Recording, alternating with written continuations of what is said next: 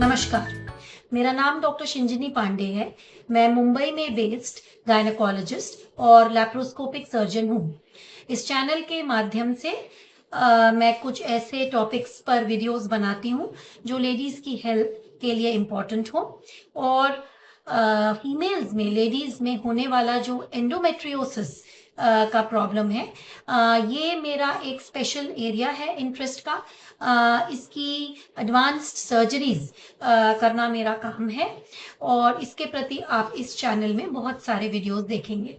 आज का जो ये छोटा सा एक वीडियो है, ये इस जानकारी को देने के लिए है कि जिन लोगों में या जिन लेडीज में एंडोमेट्रियोसिस का ट्रीटमेंट सर्जरी से होना चाहिए, तो ये सर्जरी किस तरह से करी जानी चाहिए, या कि आप कह सकते हैं कि ये वीडियो के द्वारा मैं आपको बताना चाहती हूँ कि एंडोमेट्रियोसिस सर्जरी एक स्पेशलाइज्ड या एक स्पेशल तरीके से करी जाती है। इसके लिए सही स्किल या तजुर्बा होना आपके एंडोमेट्रियोसिस स्पेशलिस्ट सर्जन को होना चाहिए और इस सर्जरी को कैसे किया जाता है वो मैं आपको बताना चाहती हूँ।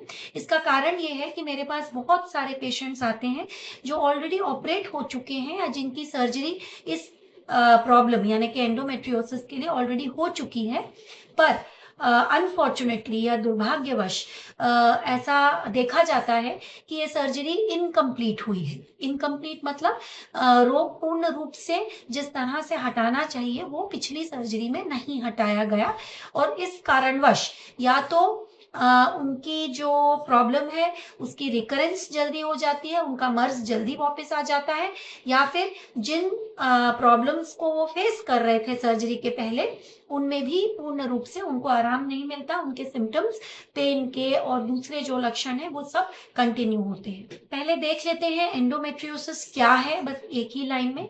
एंडोमेट्रियोसिस एक ऐसा रोग है जिसमें जो हर महीना बच्चेदानी के अंदर ब्लड जमा होता है। ये जो ब्लड है, ये जो पीरियड्स का ब्लड होता है या मेंसेस का ब्लड होता है, इसकी जो टिश्यू है, इसकी जो कोशिकाएं हैं, वो शरीर के अंदरूनी एरियाज में भी मौजूद हो जाती हैं और हर महीने शरीर के अंदरूनी इलाकों में भी पीरियड जैसी ब्लीडिंग या पीरियड के जैसी जो गठाने हैं, ब्लड की गठाने और टिश्यूज की गठाने बनने लगती हैं। तो आपको याद रखना है कि एंडोमेट्रियोसिस केवल जो है आपकी यूट्रस या ओवरीज को ग्रस्त करे ऐसा जरूरी नहीं है। ये अलग अलग विभागों को, जो भी पेट के या पेल्विक एरिया में मौजूद है, जैसे इंटेस्टाइन, यूरिन की एरिया, नर्व्स, लिगामेंट्स एटसेट्रा, इनको भी प्रभावित कर सकता है और इन गांठों को इसीलिए पूर्ण रूप से हटाना अनिवार्य होता है। तो याद रखिए, एंडोमेट्रियोसिस की सर्जरी को एक्सिशन से किया जाता है। एक्सिशन का मेडिकल लैंग्वेज में अर्थ होता है कि जो एरिया एंडोमेट्रियोसिस से ग्रस्त है उस एरिया को कट करके निकालना जरूरी है, बजाय कि उस एरिया को जला दिया जाए या छोड़ दिया जाए।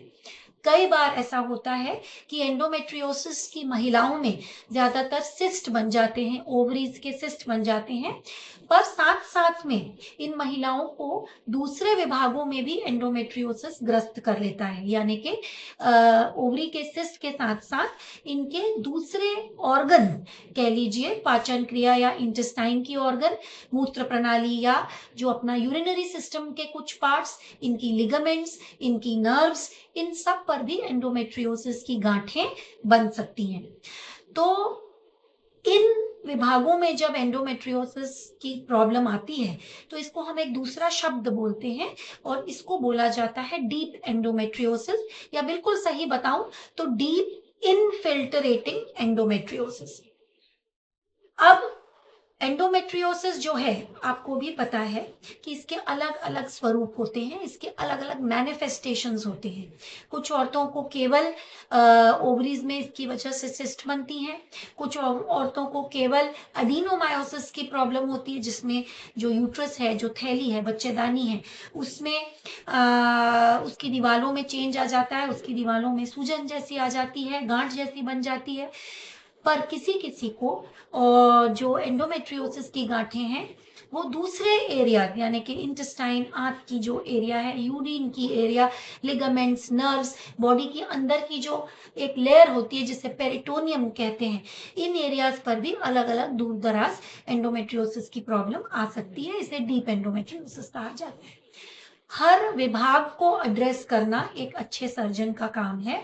ओवरी की सिस्ट यदि बड़ी है तो उसको भी एक्सिशन या काट के पूर्ण रूप से हटाना।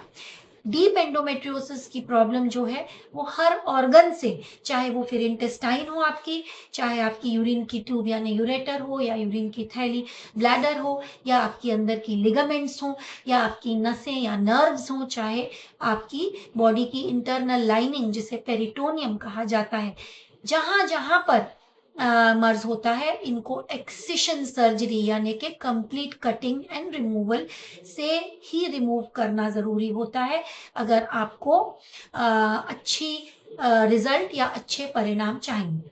कई दफा ये देखा जाता है कि डॉक्टर्स जिनको एंडोमेट्रियोसिस की सर्जरी का तजुर्बा नहीं है या एडिक्वेट ट्रेनिंग नहीं है, वो लोग इस कार्य को करने के लिए सक्षम नहीं हो पाते। ये कार्य यानी कि अगर आपको डीप एंडोमेट्रियोसिस है तो ये स्टेज 4 कैटेगरी का माना जाता है और इसकी सर्जरी कॉम्प्लिकेटेड होती ही है। तो अगर सर्जन प्रॉपरली ट्रेंड नहीं है या मल्टी डिसिप्लिनरी टीम नहीं है तो फिर ये सर्जरी आपकी पूर्ण रूप से शायद वो ना कर पाएंगे। यदि सर्जरी पूर्ण रूप से नहीं हुई तो आपको अच्छा परिणाम नहीं मिलेगा और ये जो इम्पोर्टेंट विभाग हैं यानी कि इंटेस्टाइन, यूरिन की एरिया, लिगामेंट्स, ये ठीक तरह से क्लियर नहीं हो पाएंगे। इनमें डिजीज के अवशेष, इनमें प्रॉब्लम के अवशेष रह जाते हैं और फिर कुछ ही महीनों में या सालों में ये एरिया वापस से एंडोमेट्रियोसिस के रोग से ग्रस्त हो जाती है। तो याद रखिए, जब आप अपनी सर्जरी किसी एंडोमेट्रियोसिस के सर्जन से करवाते हैं या किसी भी सर्जन से करवाते हैं तो वो सर्जन जो है तजुर्बेदार होना चाहिए और आपको एक्सिशन सर्जरी के बारे में उस सर्जन ने काउंसल करना चाहिए।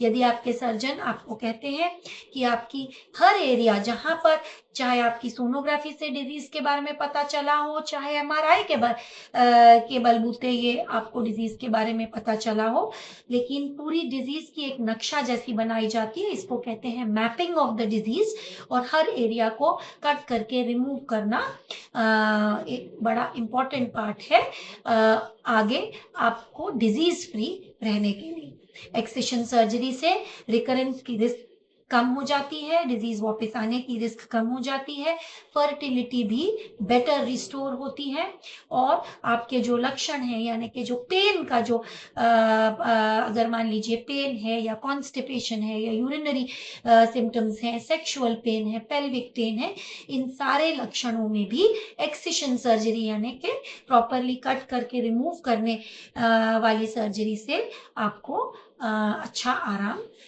मिलेगा, आपको इन लक्षणों से मुक्ति मिलेगी। तो बस आज का ये छोटा सा वीडियो यही बताने के लिए था कि द करेक्ट सर्जरी या सही तरीका ऑपरेशन का हमेशा ही मिनिमल एक्सेस रूट से होता है। मिनिमल एक्सेस का अर्थ है या तो लैप्रोस्कोपी या रोबोटिक सर्जरी, और इसके लिए पेट खोला जाना नहीं चाहिए। पेट खोल के ये सर्जरी को जस्टिस नहीं किया जा सकता। सूक्ष्म रूप से जो अंदर डिजीज है वो नहीं पता ही लगा जा सकती और नहीं हटाई जा सकती।